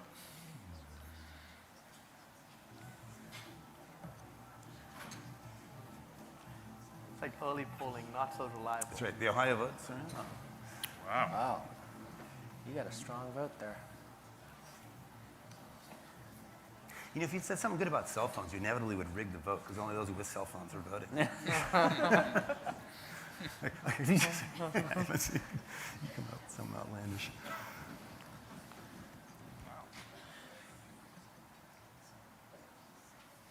All right. I predict we're getting close to the end. Trend number 9. This is Alfred's. Personalized medicine. The ability to cheaply sequence genomes and analyze big data affects every aspect of medicine as we know it, from the treatment of cancer to drug selection to the engineering of food. So I think it's crazy that even modern medicine today, if I'm sick with a certain disease and you're sick with the same disease, we're likely to get treated approximately in the same way with approximately the same drugs, even though I may weigh more than you or less than you, or I might be, certain aspects of me may be more allergic and have side effects to that drug or not. And I think the amount of information that we have about people today is growing with electronic medical records being stored. My doctor will know me better than he did before. He didn't have to, if I don't go to a regular doctor, he doesn't have to call my other doctor when I go to a specialist. That information will just be available and medicine will be tailored. And on top of that, this genome trend of sequencing genomes has been very, very interesting. If you've been tracking it, between 2001 and 2007, the cost of sequencing a genome has been falling as fast as Moore's Law. From 2007 to today, it's been falling way faster than Moore's Law. Way, way faster. To the extent where it is possible in a year or two where we can sequence somebody's genome, full genome, for about $1,000, and maybe in a few years, $100. When it gets to $100, there's probably no reason why every parent wouldn't insist that their child be genotyped fully. And that information will get analyzed and stored, and we'll have much better correlative data than about specific genes that we know causes, let's say, breast cancer. And you can take certain action on breast cancer, but we're going to know a lot more about all sorts of diseases that we don't even know about today. And on the flip side of areas where we are spending a lot of money on today with big data and some of these machine learning trends, this is an area where machine learning and big data can actually find correlations that will allow us to understand our genome better and then allow us to understand the systems by which we can explain the actual medicine and the reason why we get certain diseases react better to certain medication and not react to certain other medication. It's already being done today in smaller ways that you may not know about. Amniocentesis is being done, but there's a test now where you don't actually have to do an amniocentesis and go into the amniosac. You can actually just take a blood test from a pregnant woman, and they can actually tell you a bunch of information about your child just through your blood, because the signal now and the processing power computing is so much more powerful than it was 5 or 10 years ago. Okay. Paddles up. Again. Fitty. George? You don't like that one. Actually, I love it. It's way better than drones that crash into you and kill you.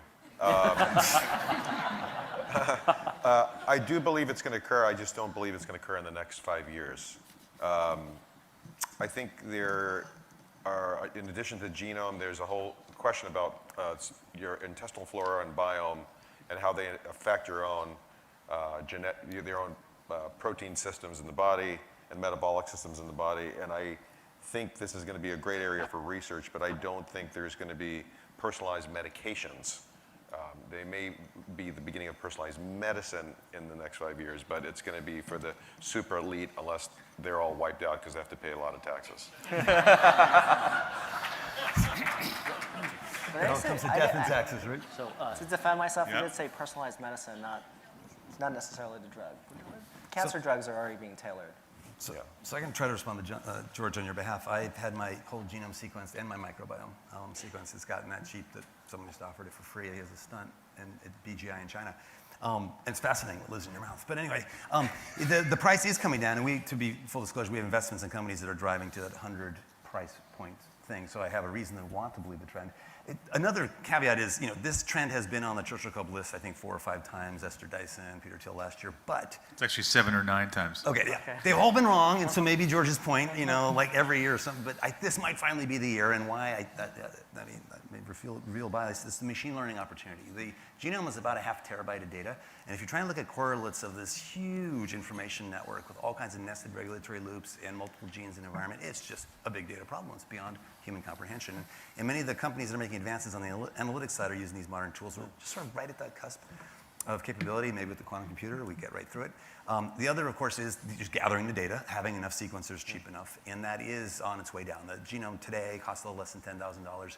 Plenty of products have been announced at the $1,000 price point and the hundreds dollar price points that are in the lab. So I think you'd get it done not just once, but several times throughout your life to compare health and unhealthy states. You wouldn't just sequence yourself once. So problem, of course, is we don't have socialized medicine, right? So insurance and privacy are going to be a big problem in America, less so in other countries where we've invested in because they have a framework in place for this future. So I think the problem is more fundamental than that, and I say that having actually lost money in an investment in personal genomics. We invested in a company on Acuity that actually was actually trying to roll this out. And I think the reason why this prediction hasn't come true is that what's been discovered is that knowing our genotype is not enough. It turns out that we have so many different genes that you have to actually know how they interact and create proteins in your body and what that mix of proteins is going to be. It's a level of complexity that when you have the genes, you only have the building blocks of the problem. It's like trying to know what the weather is going to be next week by taking points of temperature and barometric readings today. It's an NP complete problem. It's something that you can only solve by brute force to know how all of these genes are going to combine into proteins and what effects it's going to have in our body. Now, eventually, could we make inroads using machine learning and eventually yes, but mathematically, it's just not something that's around the corner. Hold on. So, there's lots of NP complete problems that have been solved that were said not to be able to be solved, like, for example, playing chess and beating a human on it, because it was an NP complete problem. You can't do it from backward search. It's an NP complete problem, and they thought it was going to be pretty impossible for that to be solved, to beat a human being, and that has been solved. It was almost impossible to predict the weather, and that's pretty much solved pretty well in most situations. I think those are two very different things about the weather and about playing chess. When you're playing chess, all you have to be able to do is have a machine that can look ahead 20 moves, and you're going to beat any human being. And it's just a brute force algorithm that you can actually look at the computational requirements. It's quite achievable. Trying to predict the weather is still basically impossible. You can't tell me a month from now what the weather's going to be. But you can do it tomorrow very accurately, and yes, the confidence interval gets further and further out, it gets harder, but it doesn't mean you can't predict it tomorrow or the day after that with higher confidence. Well, and I do agree with you that there's a lot of noise in the genome, but what is really powerful about machine learning is they can ignore a bunch of stuff and concentrate on certain aspects where there is signal, and that processing power is a computer is more capable of figuring out the signal from the noise than a human being would be able to. The problem is that this is not a problem where you can give the machine learning trillions of data points to look at. When you're doing an ad matching engine, you've got so much data coming in. It's a very well-constrained problem. You can figure out what the right ad is.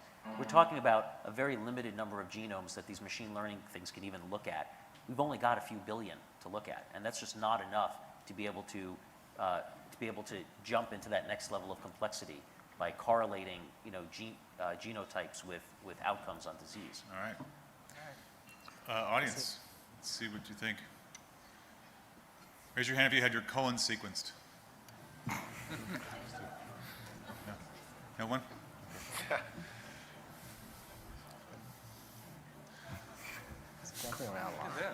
Steve, is that what you said? You had your Cowan sequence? Is that right? Yeah, that's what he said. Is that what you said? That's what he said. We were just like, we're not going there.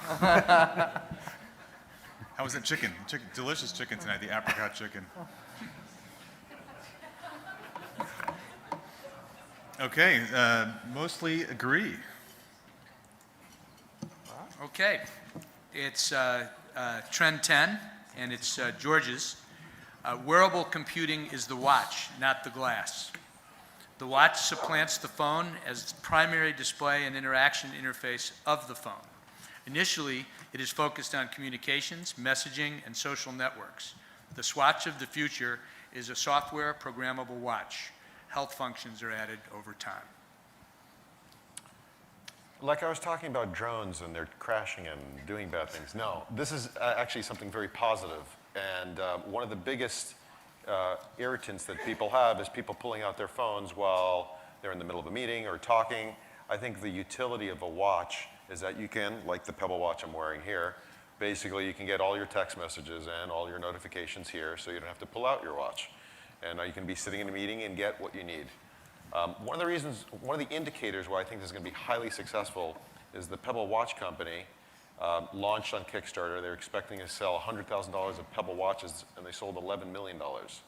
And since then, they've actually sold another $25 million of watches. It's a very under-the-radar company. Full disclosure, I just made an investment in the company because I learned how well they were doing.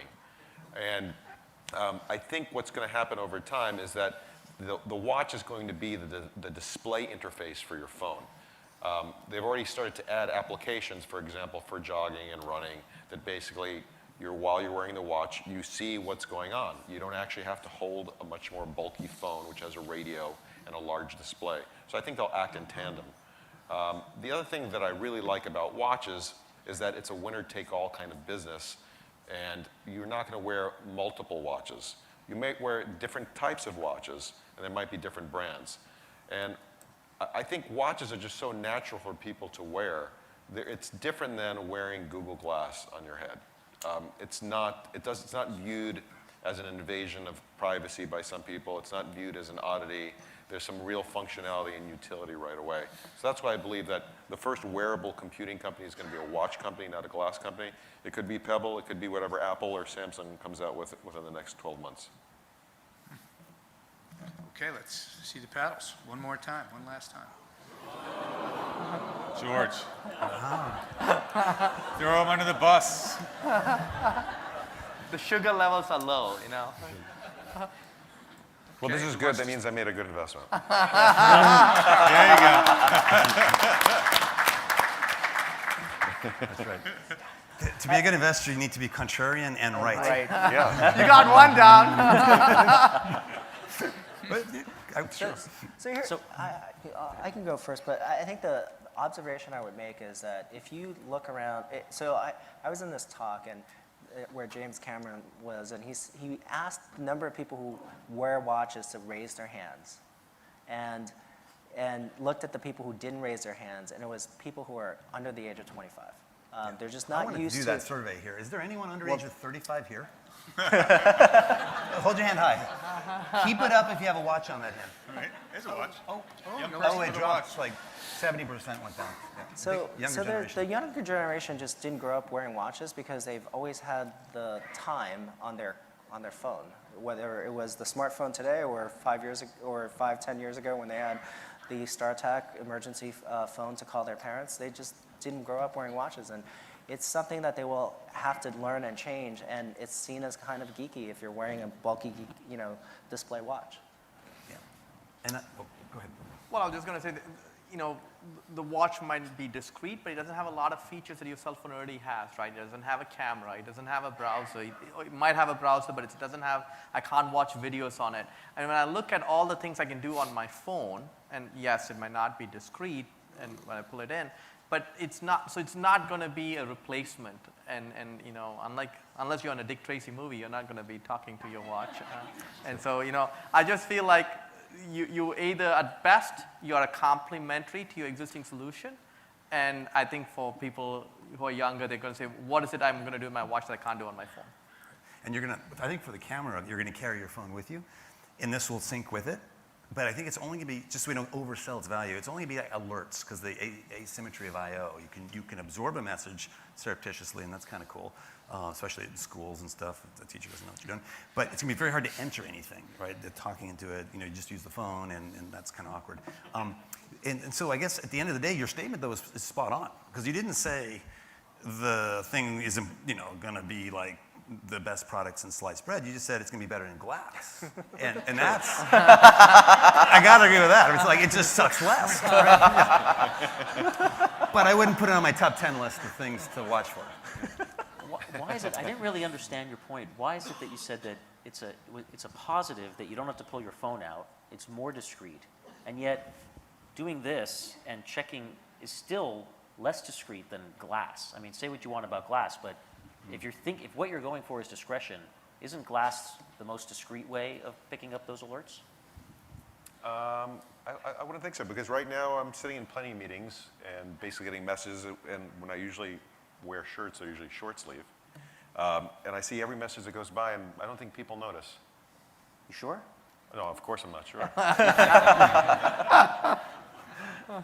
I saw you whip out your phone, too. Yeah, I had my PowerPoint presentation on there. All right, well, let's see how the audience feels. One more time. All right. Wow. Well, that's Perlis both. That's Ohio. They're crazy. They all wear watches in Ohio. They're all over 35. That's right. Oh, wow. That's a really skeptical question. That's right. Now, this is one of those rigged examples, because people with watches and no phone, they don't vote, right? But if they could vote with their watches, They would be fine. They're like, don't.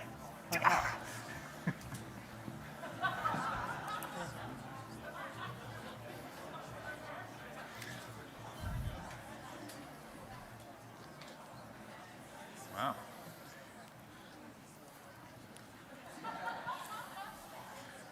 All right. Well, those are all of the predictions so far tonight. And we're going to take a look momentarily and see what the top 10 are in descending order and declare our winner soon enough. I mean, it's got to be the hardest thing in the world to, these guys get paid a lot of money to do it, but there's less accountability in the journalism profession. But saying something that's non-obvious is probably one of the hardest things in the world. It's disconcerting to hear you talk about journalism that way, Bruce. But what are we going to do? It says in our scripts that this is the part where Bruce and I banter. Right? Until the results are. Wow. So, Okay. Number here they one. are. good bannering. The Latin wins. Deus ex machina. Wow. Machine learning innovates the technology industry. Steve's got two. Yeah, so the Hofstadter is dead. Well, he's still alive, but he's in Indiana. So our winner, we declare our winner? Steve Jurvetson.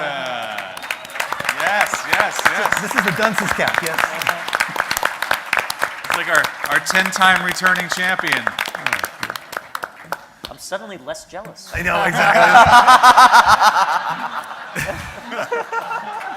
Dad's getting a picture. And Mom's got a big smile on her This really is face. the Dunce cap. Yeah. That was really thoughtful. No, it's the wizard. We got it on a street corner in Santa Cruz, so it's all for you. Well, that brings us to the end of the event. Avery's going to come up and close things out. But thank you to our panel on behalf of Bruce and I, and thanks to all of you. And we'll turn it over to Avery. Thank you.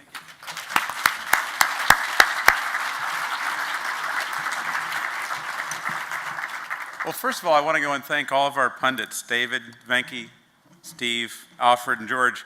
For each of you, we have a very special gift. We're going to let you keep your paddles so that in pitch meetings and partner meetings, you can kind of discreetly let people know what you think.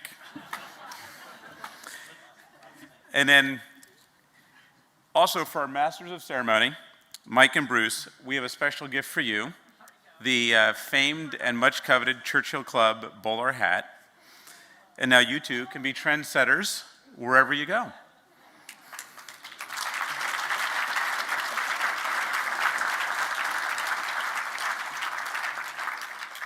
Thanks again to our co-host and partner Forbes, and to our sponsors Accenture, Deloitte, Luxembourg Trade and Investment, and Studio 22 Design.